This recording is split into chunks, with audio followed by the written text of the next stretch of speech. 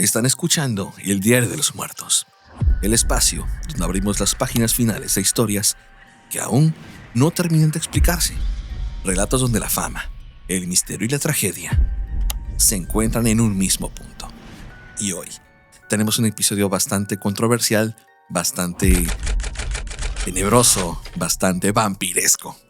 Y para este episodio tengo el placer y el honor de estar con mi compañero y amigo David Castrejón. Muy buenas noches. Buenas noches, Irving, ¿qué tal?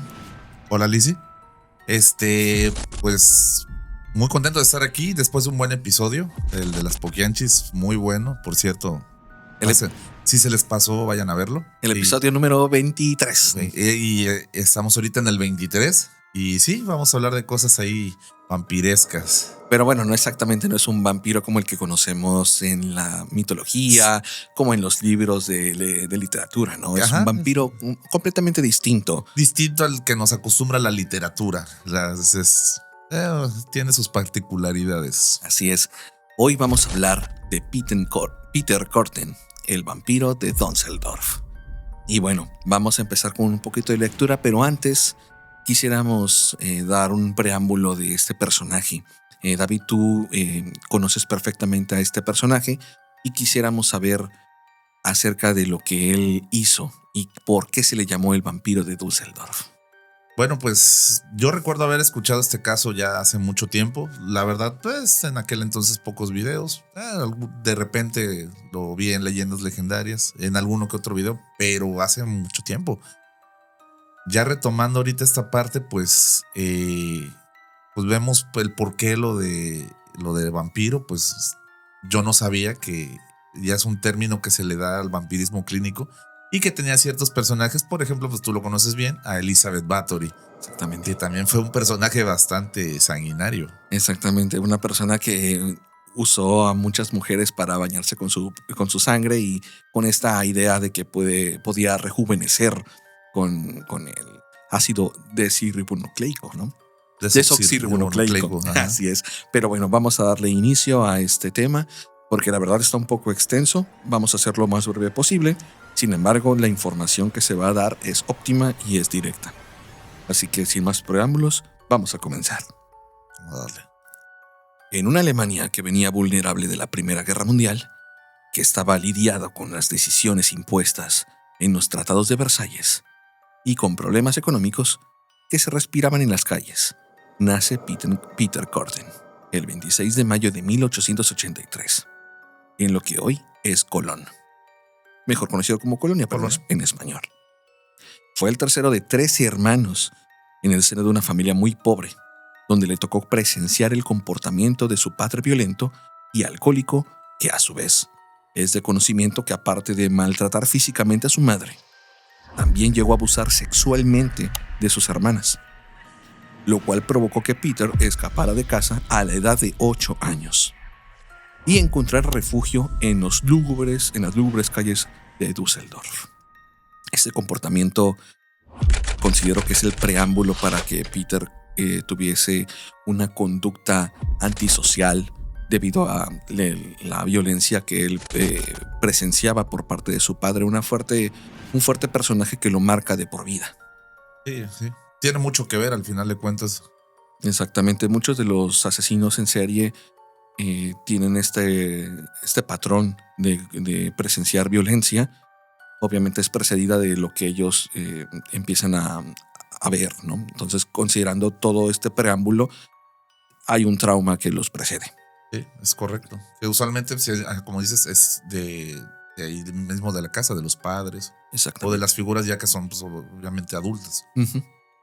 Esto poco a poco fue despertando curiosidad y es donde comienza a tener sus primeras experiencias sexuales con animales, empezando con la masturbación a los perros hasta el punto de llegar a su máximo placer degollando y apuñalándolos, ya que el correr y el sonido de la sangre emanando a chorros le provocaba una sensación orgásmica. Este tipo de comportamiento con los animales lo podemos ver también muy particularmente en el caso de Jeffrey Dahmer. Sí. Con el tema de que su padre le empezó a enseñar. Con la disección. Con la disección, sí, exactamente. Sí, por parte de Lionel Dahmer.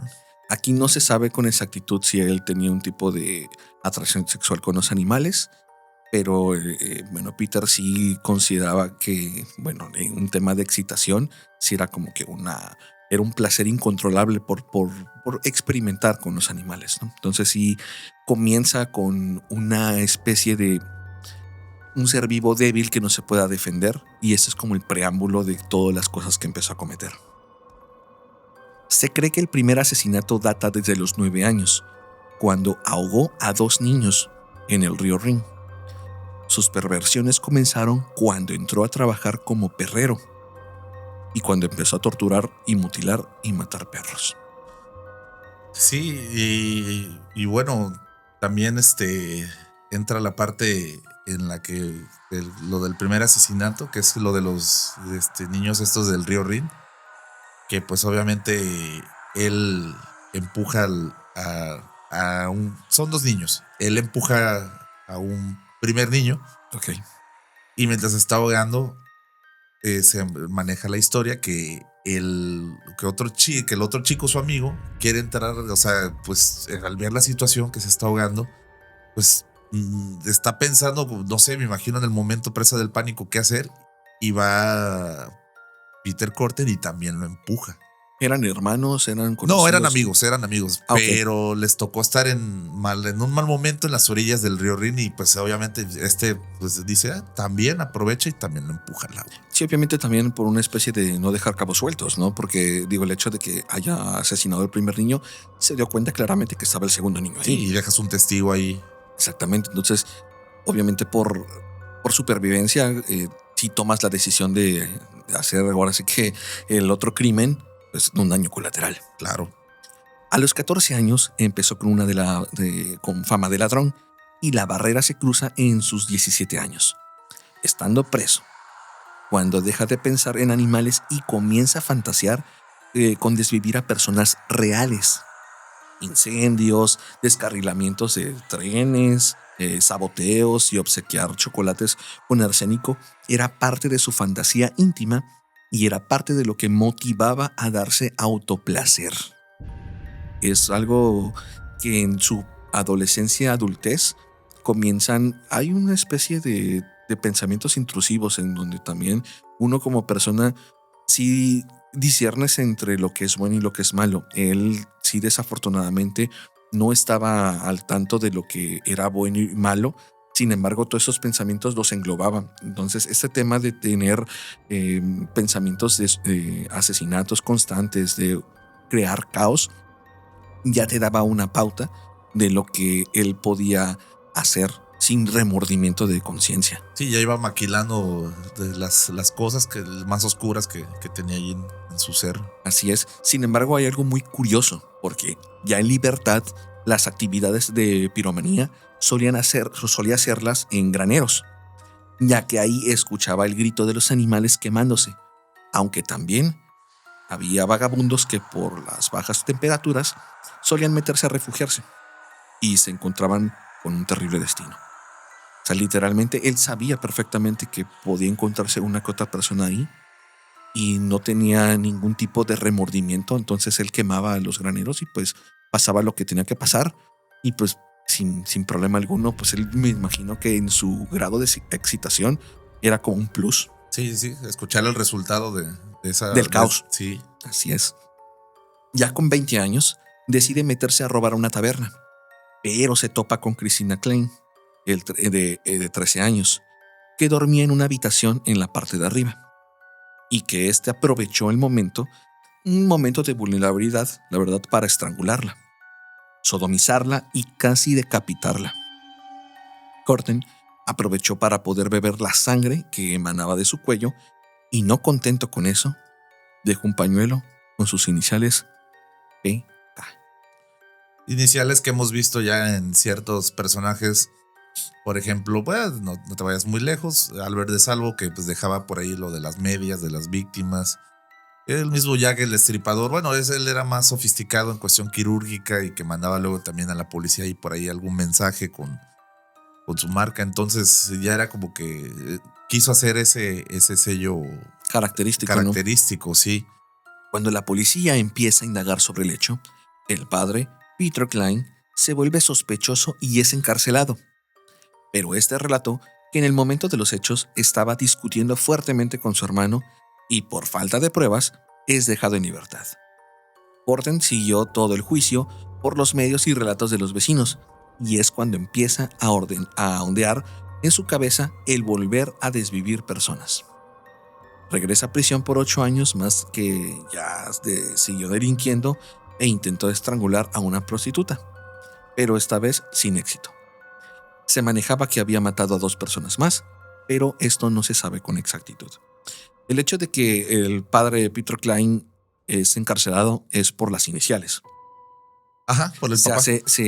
La policía obviamente tiene como primer sospechoso al padre y pues las iniciales coincidían perfectamente con el mismo nombre. Sí, ahí fue mera mala suerte por el papá. Exactamente, sin embargo tenía una coartada que lo exoneraba literalmente del delito, y esto también es por parte del mismo tío, ¿no? En este caso Otto Klein. Ajá, con quien había tenido ahí una disputa y bueno, tuvieron ahí un problema personal, pero bueno, la policía al final de cuentas pues indagó y se dieron cuenta de que ninguno de los dos pues estaba ahí como que...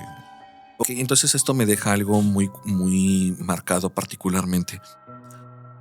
Peter Corten utilizaba, hacia sus delitos y se presentaba ante la escena del crimen como un espectador. Empezó a agarrar, lo iremos viendo ahorita conforme avance, y sí, empezó como que a agarrar esa actitud de presentarse ahí en ciertos momentos en los que se estaban, por ejemplo, haciendo las investigaciones, después de que obviamente ya veían lo que se había perpetrado, entonces como que empezó ahí a meterse.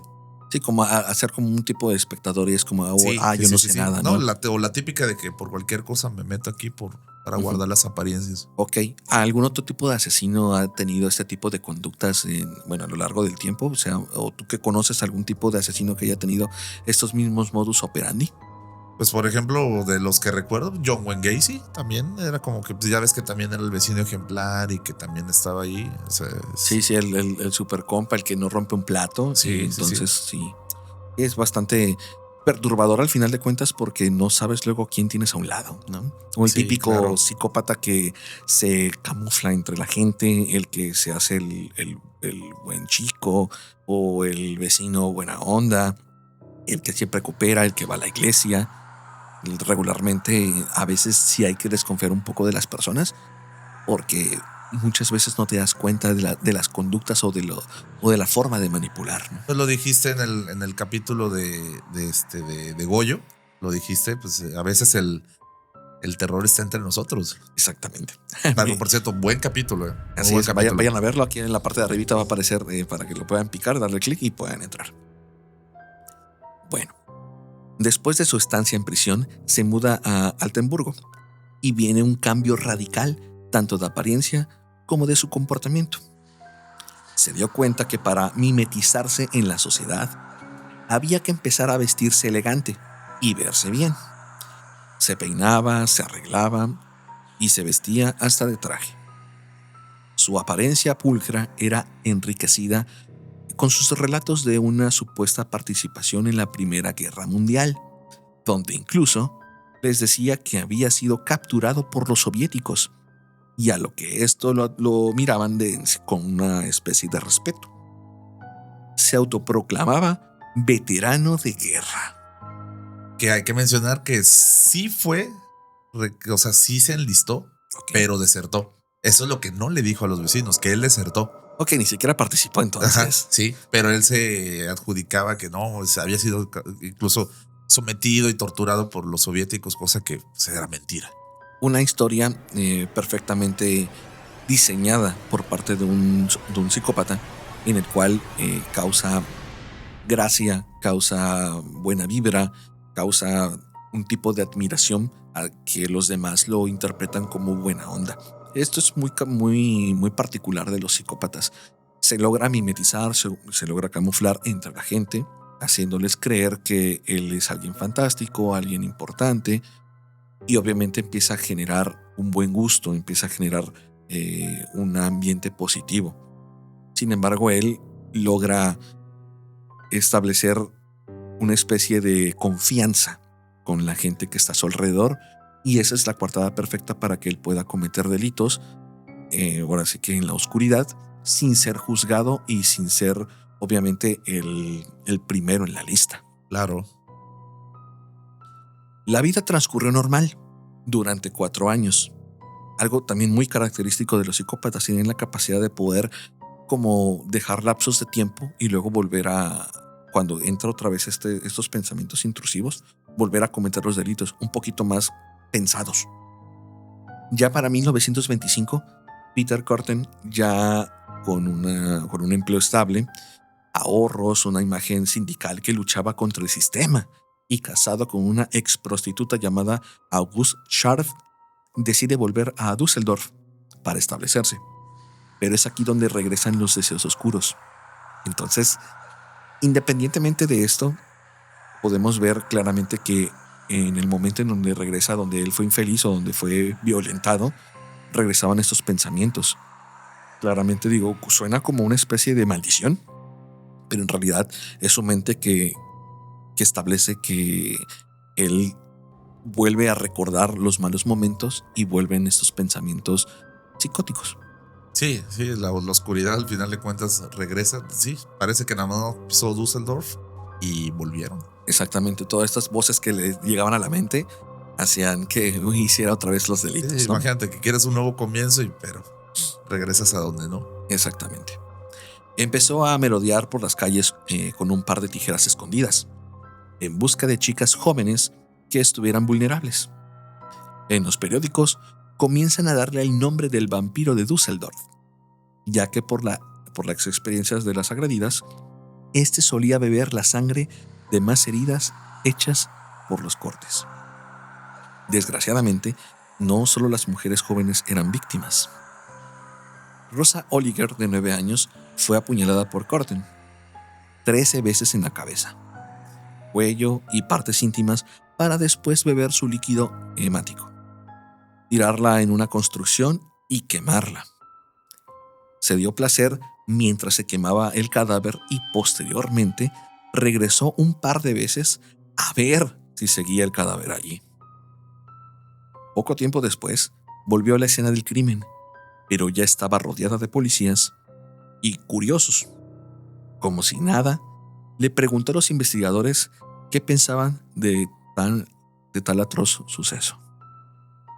Era lo que comentábamos, volvía a la escena del crimen, hacía como si no conociera, como si no supiera, como alguien casual, llegaba, observaba, preguntaba, y obviamente él, con toda esta especie de mimetización, se sorprendía de los hechos, ¿no? Diciendo que qué personaje tan atroz ha hecho este gran crimen, esta persona debe estar mal de su cabeza, ojalá la ley pudiese juzgarlo como se debe, haciendo una especie de víctima más, ¿no? Sí, llegas con esa actitud de sorpresa con los investigadores, con los detectives, con la policía, y es como que no, pues es que genuinamente sí está interesado, pero claramente no. Exactamente.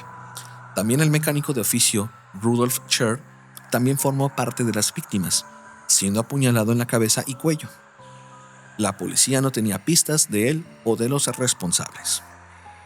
En algún momento, un enfermo mental apellidado Stausberg se jactó de ser el vampiro de Düsseldorf y lo confinaron en un manicomio. La policía tuvo un breve descanso hasta que volvieron a registrarse ataques y se dieron cuenta que el perpetrador seguía libre.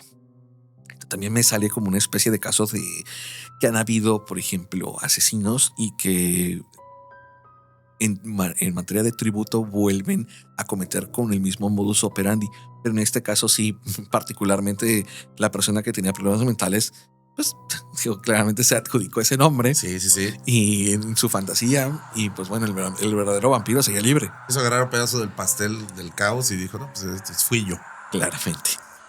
En agosto de 1929, Corten comete 6 ataques donde una menor falleció y los demás al menos recibieron hospitalización. Esto quiere decir que él no asesinaba a todas las víctimas. No todas. No tenía... Sí es un poco más, tal vez, improvisado, o tal vez no le daba tiempo de hacerlo. No sé si era por parte de su misma mentalidad de quererlos ver sufrir y en algún momento volverlos a atacar, pero creo que no se dio un doble ataque en ninguno de los casos, ¿verdad? No. Ok. El 23 de agosto lleva con engaños a 2 hermanas de 5 y 14 años a un bosque. Manda a la mayor por cigarrillos mientras Peter estrangula y degolla a la menor. La adolescente, mientras presencia lo ocurrido, no se da cuenta de la presencia de Corten y es apuñalada, sufriendo el mismo destino de la niña. 6 días después, asesinó a Anna Hannah, sepultándola cerca de la orilla del mencionado río Rin. Parecía que le había sido todo, pero no. La enterró al otro día y abusó sexualmente del cadáver, haciendo necrofilia. Sí. Esto ya es un caso más extremo. Sí, ya. Ya técnicamente pasó del vampirismo al necrófilo y ya estás literalmente al borde de que alguien, o sea, de por sí ya el asesinato, Sí, el la crimen en profanación, serie, sí. el crimen en serie es algo que se condena ahora. La profanación de un cuerpo, la necrofilia, ya son palabras mayores en donde él ya no podía contener estos deseos oscuros totalmente. O sea, literalmente es como si un ente demoníaco bajara o bueno, saliera del infierno y poseyera a Peter para que hiciera tales atroces delitos. Ya para octubre, y con todas sus armas predilectas, el martillo atacó a 4 mujeres, de las cuales sobrevivieron 2. Curiosamente, las fallecidas coincidían en apellido Router. La policía ya tenía una descripción del sospechoso, y la gente exigía su captura. Aunque por otro lado, estaban temerosos de salir a las calles, sobre todo al anochecer. El 9 de noviembre llega una carta a la redacción del periódico, un mapa con la localización del cuerpo de Gertrude Alberman, de 5 años, quien tenía 2 días de desaparecida y estaba en el exterior de una fábrica abandonada. Presentaba 36 apuñaladas. Corten nuevamente estaba entre los curiosos, fingiendo sorpresa. Pasó el tiempo y siguieron habiendo ataques, solo heridos, pero no es hasta mayo de 1930 cuando en la estación de tren de Düsseldorf, un hombre desconocido y deambulando por la zona se le acerca a la checa María Budlik y establecen una charla. Él le dice que le acompañará a abordar el tren, pero la mujer se da cuenta que la está llevando al bosque y que probablemente este sea el asesino del que hablaban en las noticias. Lo que pone nerviosa a esta, pero afortunadamente fue socorrida por otro hombre, quien decide acompañarla con amabilidad y que resultó nada más y nada menos que Peter Corten. Budlik le comenta a Corten que necesitaba un trabajo y obviamente un lugar pues para poder descansar, para poder dormir. Este accede y le comenta que tenía una habitación en su departamento y que podía quedarse, obvio a cambio de sexo. Dicho esto, el mismo Corten, ella se arrepintió a la mera hora y le terminó preguntando sobre otros lugares donde podía quedarse, y este accedió a acompañarla al tranvía para que pudiera irse. Esta vez, al momento de esperar el vagón, él comienza a estrangularla, pero sin matarla, ya que él obtuvo el placer antes de asesinarla. Él ya estaba como que pensando, ya había idealizado todo el show de lo que él iba a cometer, y creo que era tanta su excitación que pues ya no procedió porque ya a culminar. Exactamente, él ya tenía un estado de excitación, Juan, que ya pues era como que el mero trámite, pero pues ya no es lo mismo. No, y que eso fue lo que la salvó a ella. Así es, por esto la suelta. Y aquí es donde se forman 2 versiones. Que ella le mandó una carta a un amigo y que este fue a las autoridades, y que la carta fue llevada por equivocación al correo y que el personal la hizo llegar a la policía. Normalmente, ¿cuál es la versión que más se maneja? La segunda, de que pues por de que llegó por equivocación, equivocación, ¿no? La que se maneja comúnmente. Ujú. Sí, pues obviamente es la que se cuentan en los podcasts, las que se cuentan Ajá. en las historias.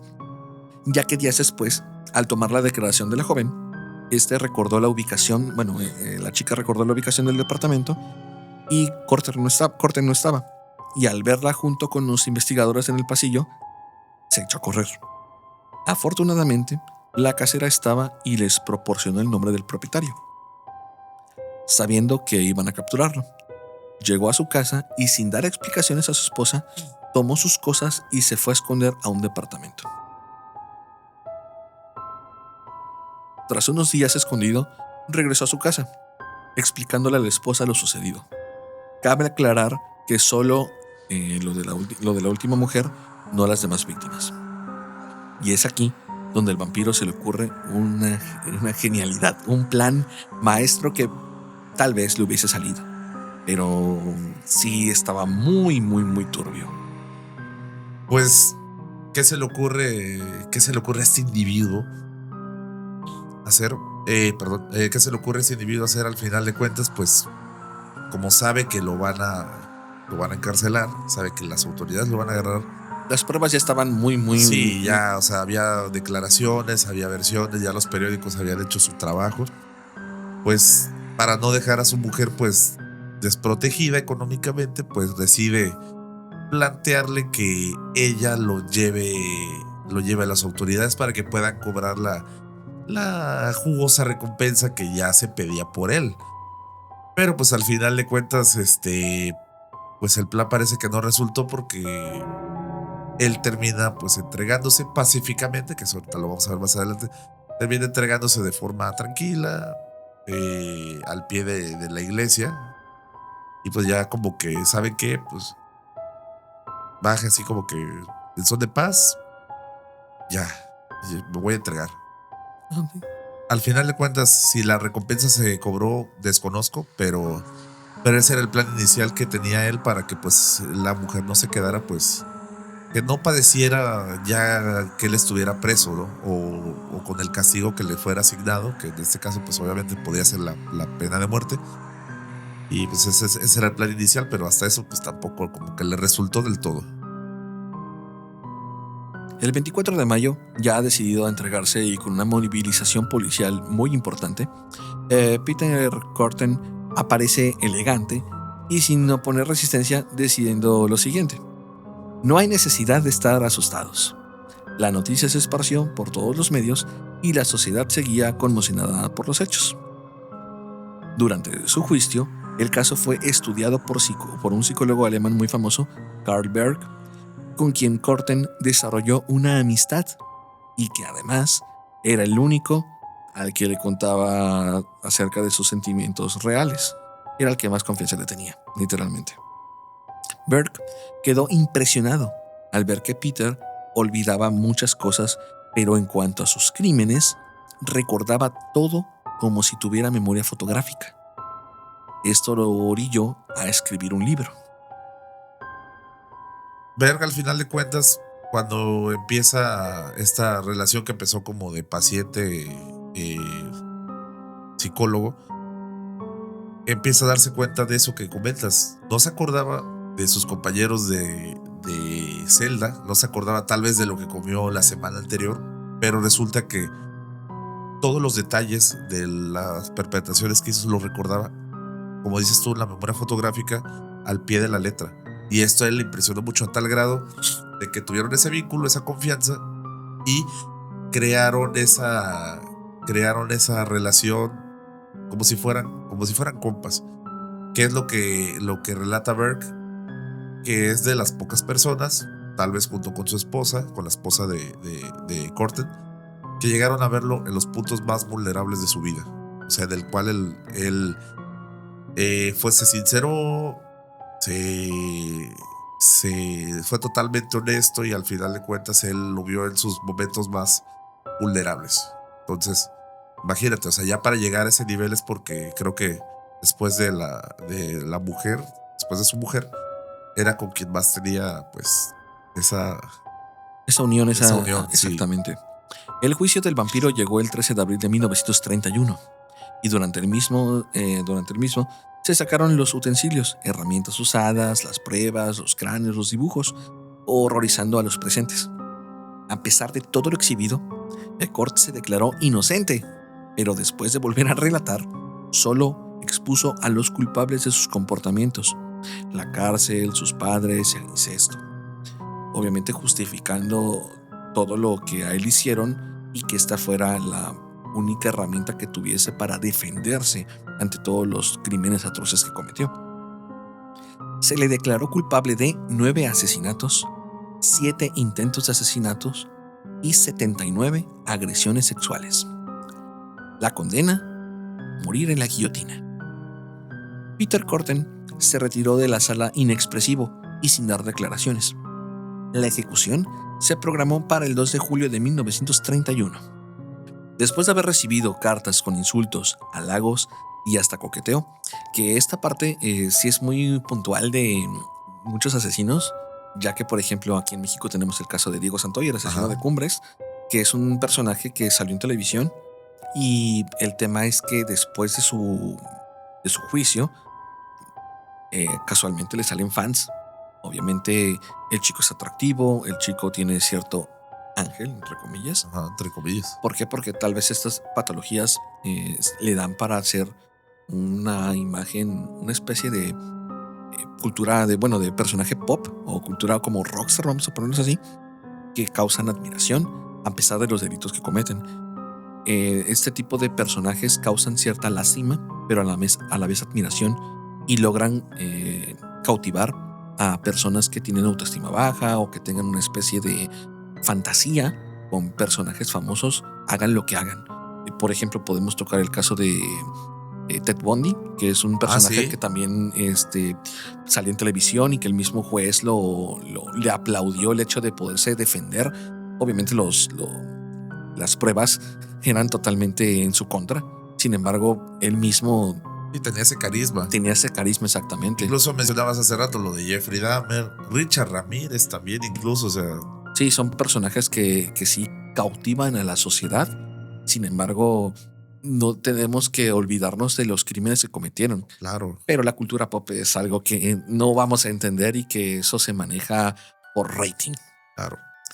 Obviamente llega el día de su ejecución y al despedirse de su amigo, el psicólogo Carl Berg, Eckhart le preguntó, y cito: «Cuando mi cabeza se haya desprendido de mi cuerpo, podré oír un momento el sonido de mi propia sangre cuando brote de mi cuello».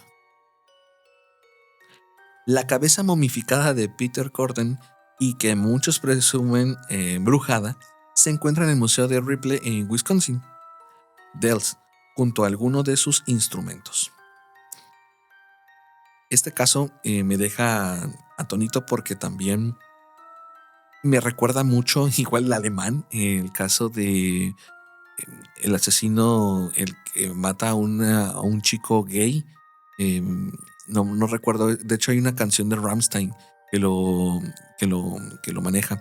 Ahorita me voy a acordar el nombre. Es el caníbal de Rotemburgo. El caníbal de Rotemburgo, exactamente. Este personaje que cita a un chico por medio de redes, de un chat. Ajá. De un chat, y lo hace el chico era masoquista y quería escuchar el sonido del cuchillo cortar su miembro, y luego se lo quería dar a probar. Sí. Con la intención de poder comer su propia sangre y su propia carne, ¿no?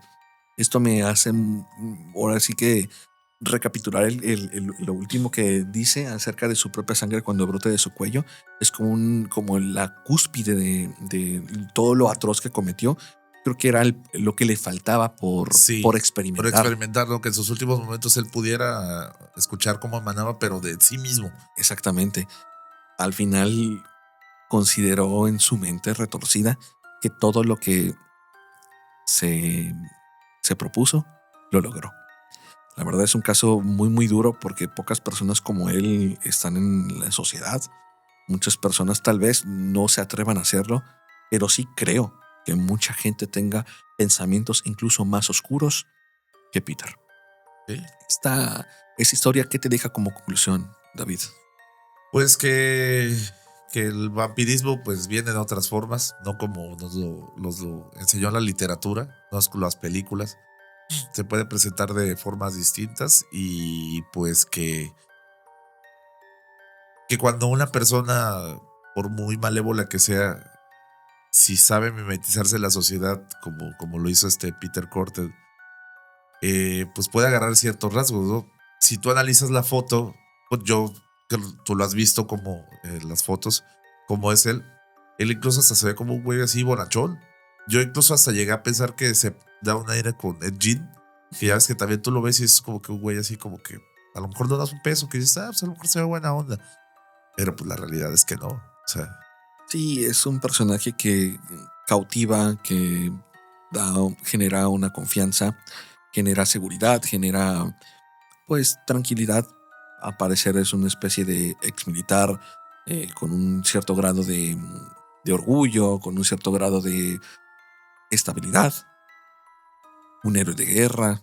Digo, tantas historias que sí. tal vez no se conocieron y que él llegó a, eh, a divulgar por ahí, Sí, hacen sí, sí, que quién sabe también qué tanto rollo le metió, porque pues le ha de haber metido de su cosecha, pero pues bueno, eso ya no lo sabemos. pues, claramente, entonces sí tenemos un personaje bastante peligroso. Y es el punto en el que quiero llegar, que muchas de las personas que día a día convivimos con gente que tal vez no nos parezcan tan extraños, sí sucede. Aquí, por ejemplo, en donde nosotros vivimos, existen muchos casos, todos los días hay noticias en periódicos, por internet, por Facebook, por Instagram, que día a día salen crímenes y salen más crímenes y más crímenes. Y estamos en constante bombardeo con todas las atrocidades y cada vez son peores. Sí, Que toman influencia de otro asesino, que toman influencia o tributo a tales asesinatos, como en el caso, por ejemplo, del asesino de las pirámides. sí, lo que pasó ahorita, lo que pasó en Teotihuacán, pues al final de cuentas, motivado por lo de la masacre de Columbine. O sea, O sea, digo, son contextos distintos.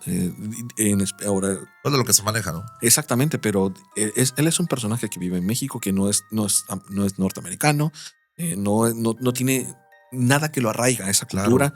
O sea, un simple pensamiento, obviamente, descolocado, porque no hay forma en la que tú puedas decir, es que me influenció por esto. No existe. En su mente retorcida, claramente que le va a encontrar toda la cuadratura. Sin embargo, debemos de ser conscientes de que el tema mental debe de ser una prioridad. Tenemos un problema en el país bastante complicado. Muchos van a hablar de corrupción, muchos van a hablar de tema, obviamente, económico, pero el tema mental, el rezago que nos está alcanzando, es un problema que no podemos controlar porque es invisible. No lo podemos combatir si no existe la cultura de la ayuda, mejores programas sociales, mejor orientación, la cultura de ir a terapia. Claro, sobre Eh, todo eso, recalco sí, eso. exactamente. Los padres que también no tienen la cultura de ves que algo está mal y la madre en automático, en vez de decir, ¿sabes qué, hijo? Vamos a terapia, vamos a, a hacer cualquier cosa que esté en nuestras manos, lo único que hacen es solaparlo, lo protegen, hay un proteccionismo muy grande. Cuando se vuelven adultos es cuando las cosas se ponen más turbias. Sí, Tenemos el caso de Edith Guadalupe, que sale de su casa para buscar empleo y pues ya no regresa. Están culpando a una persona que tal vez sea cierto o no, pero hasta que las pruebas no lo indiquen, es un presunto culpable. Pero están encubriendo otra situación. Hay más personas implicadas. Hubo un asesinato previo a ese y al que no se le dio difusión. Y ahora la situación en el edificio se está complicando. Y pudo haber pasado más cosas que pudieron haber ocultado.